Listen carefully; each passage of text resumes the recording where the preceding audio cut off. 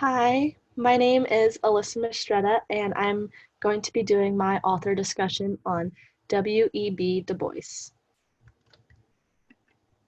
To start off, I'm going to be sharing some background knowledge about him.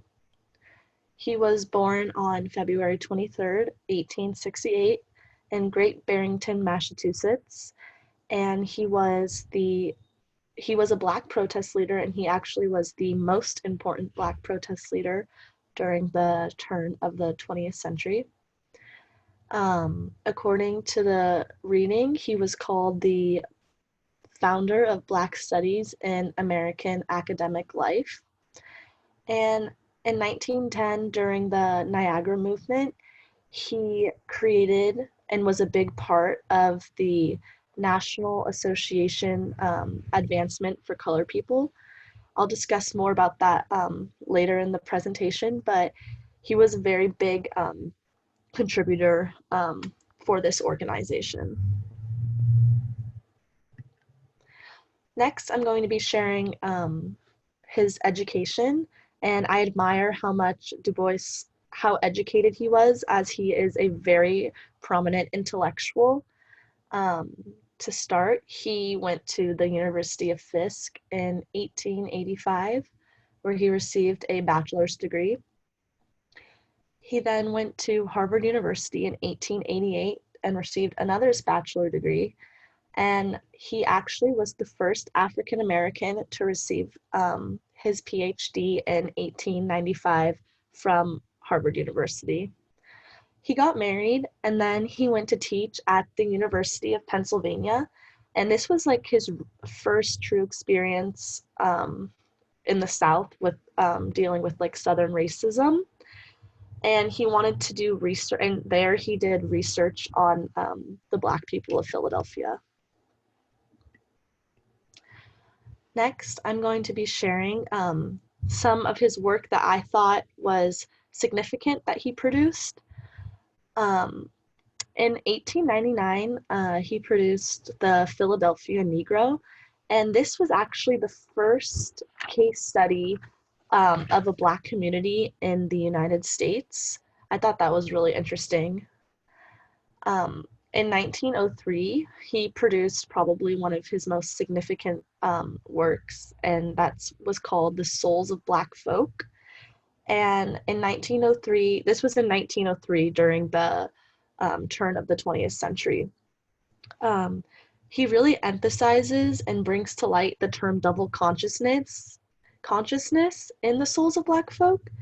And he announced in this the problem of the 20th century is the color line, and he really wanted to externalize African Americans' relationship with society during that time.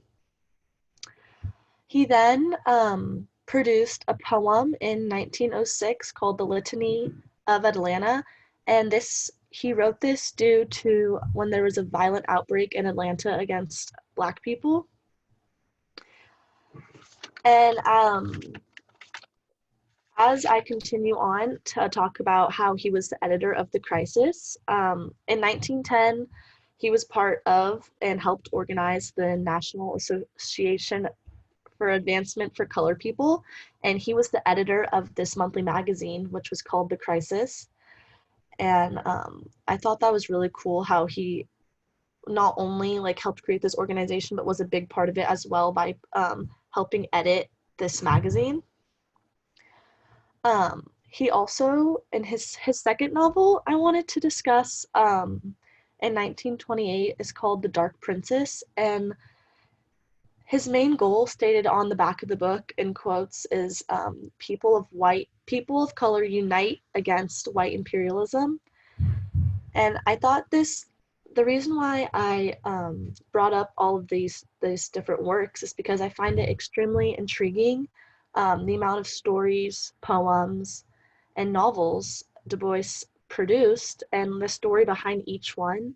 Du Bois definitely exposed inequality African Americans faced, but in a more personified way.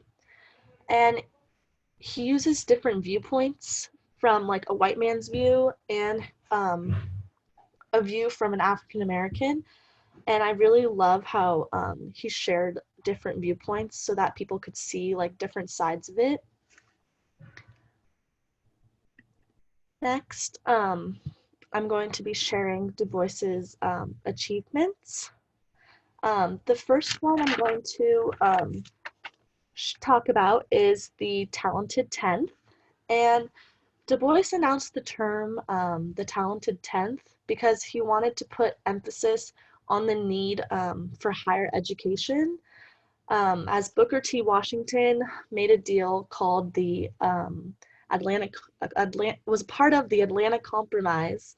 Du Bois actually dominated over Booker T. Washington, as the plan in the Atlantic Compromise was that African Americans would always be of second citizenship to white people. And Du Bois really started the fight for African Americans to have equal rights. So that was a really big achievement that he was a part of. In 1905, this was also during the time of the Niagara Movement, and he founded the Niagara Movement. And in the Niagara Movement, this is where he really went against Booker T. Washington and really just like made a bunch of like powerful movements and different moves that went against him. Du Bois was the co-founder, also as I stated before, of the National Association Advancement of Colored People.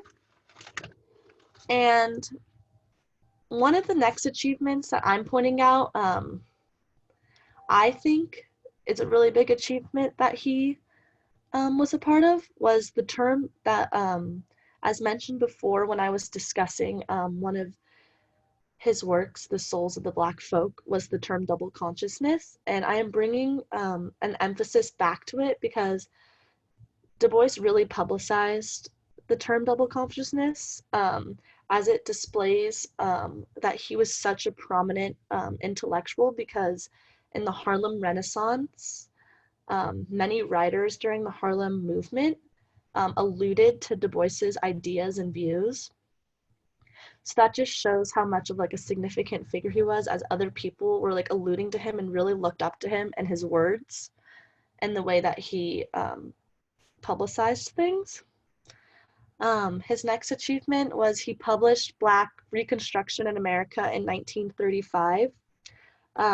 He initiated an altering view of the Reconstruction era because of this, and because of this, Black Reconstruction was revisited in the 1960s. The next one I'm going to talk about, he was involved in Pan-Africanism, which helped fight for independence of African colonies from European powers.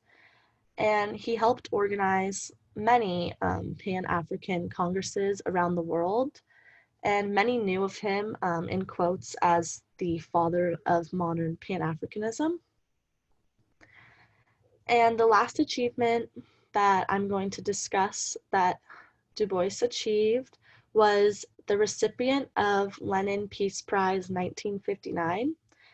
And he was an anti-war activist and received this for being, in quote, for strengthening the peace, for the strengthening of peace among the nations.